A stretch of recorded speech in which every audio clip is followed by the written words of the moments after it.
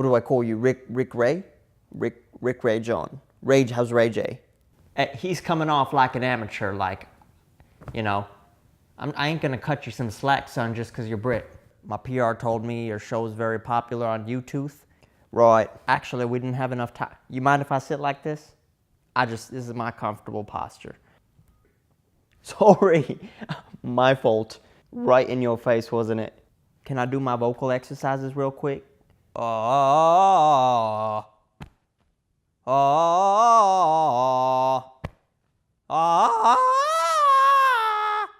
know how in like a car you gotta change gears? I do this to change the gear of my vocal cords. Same shit.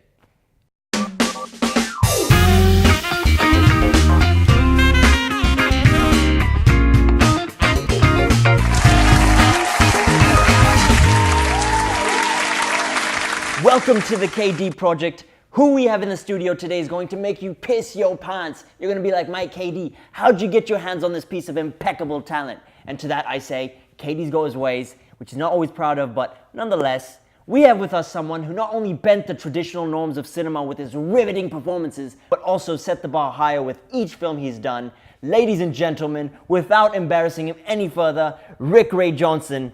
How do you do, mate? Okay. Firstly, I'd like to congratulate you on your most recent film success, The Extractor. It blew the box office right out of the park. Right, can we get on with it? Answer me this. How do you do it? Do what exactly? You know, mate, transform yourself into a whole new being every damn time. So when I get a script, initially when I start reading it, just the first 100 pages, I know this character's background, his history. I know him head to toe, left to right. I know him up and down, all around. And so what I do next is I get my research going, looking for people that match that personality type. I roam around in parks, malls, public restrooms in search of this person, barbecues, bar mitzvahs that I'm not invited to, but it's for the craft, right? I really gotta do it. And once I find that person, I stalk them like a hawk on his prey, 24/7, 365. 9 out of 10 times, they kick me out of their house. 1 out of 10 times, they kick me out of their bed. But I ain't no private detective.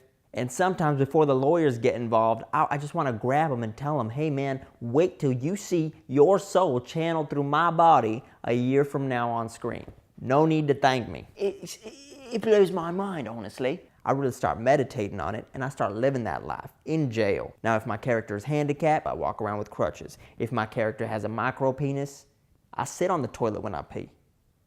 And once I'm out of the can, since I missed all the rehearsals, I show up straight to set, fully prepared. That's how the magic happens. Don't talk about the jail, like at all. Make it simpler.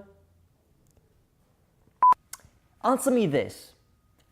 How do you do it? Well, you see, I just tend to meditate on this character and try to understand why they do the things they do, what motivates them to do what they do in their life.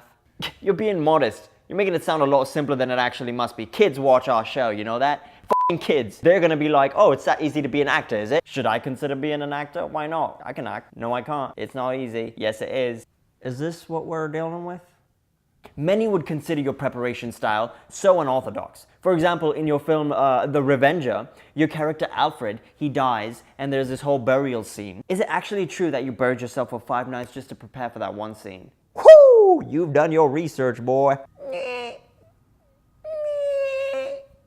You see, KD, we all got the spiritual journey that we're all a part of, and just like masturbation, you need that peaceful time aside for yourself to stroke your mind, your body, and your soul. And for me, in my journey, I've experienced that life doesn't start at birth and end at death. Life is timeless. You know, the only thing that's timed is this materialistic skin and bones. If anything, blame the oxygen, not God. Wow.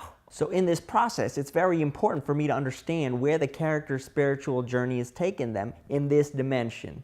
Amazing. Let's check out a clip of him going through such heavy extremes just to convince you, his audience, that he's a dead man. Oh, sure, why not? Throw it up. Cut to the f***ing clip. I never even got to take you to Bronx Zoo. Know how much you love those giraffes. Wait, Why didn't you look both ways?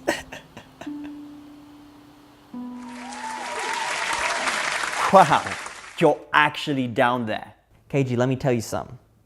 You know why I got such loyal fans? It's because I don't lie to them. That's fucking stupid, mate. That is one way to put it. But another way would be that that's someone's life out there, and I need to play it with consistency and authenticity. To each their own, I guess. Right. And for the contradictor, you played Heather Bale's character, who was a woman, and for that you went through a sex change operation, let alone a ton of plastic surgery. What was on your mind? What was it? Child, an actor's job is to be under someone else's skin. There was no other way in hell I could have played that part. The other way to play that role is to not play it and let a woman actually play it, because she's done half the job with her gender. Honestly, as an artist, it intrigued me. It made me understand women to the extent only a woman can get. Right, but why? Everything around you has a story. There seem to be controversy surrounding all your films. You don't let actresses play their roles. You don't let homosexuals play their roles. The mentally retarded play their roles. And in one film, you didn't even let a table play its role because you wanted to be a table so bad. Well, I can't go into all those allegations right now. I like to see where this body could take me. It's a tool. One day I'm here, the other day I'm right there. And then the day after that, I'm in your shoes, man, doing your show. What's going on, mate? Right? Aha. See? I got accents. So the next film, I suppose you're going to take the role away from this plant right here. Like, what has it done to you, mate? Let them have their part. Why is this wet? Why are our plants wet? Matter of fact, true story, that's how I developed my method. Here's an anecdote. I was in 2nd grade and I wanted to play a tree. My mom said, come in the front, play the rabbit. The tree just stands in the back, no motion. No one's eyes are going on me, nothing. But I told my mom, hey, the beauty trees provide humankind is disparate.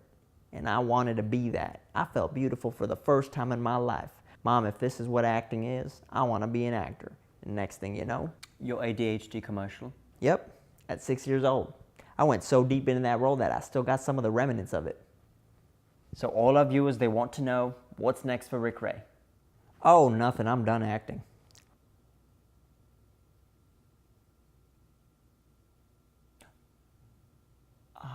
You're doing that again. You're quitting until your next film. No, I'm seriously done. Mate, you got us with that the last 20 times. We're not falling for it this time. That's because I quit each time. I quit that experience, you know, and I go on to a new one. I may be a mass murderer in one film, then I go on to become a bread maker in the next, something like that, you know? And I'm going to quit after the show because this experience with you was just once in a lifetime, and I move on. Right, now you're getting it. Absolutely. Okay, that's enough. Stay with us, and upon returning, we're going to go into why Jonson hates his father so much and why that led him to his PCP addiction. If you like this video, please subscribe. If you don't like this video, just pass it on to the next guy. Share it. Do some public service here. Hey, who's got a light? No smoking. There's weed.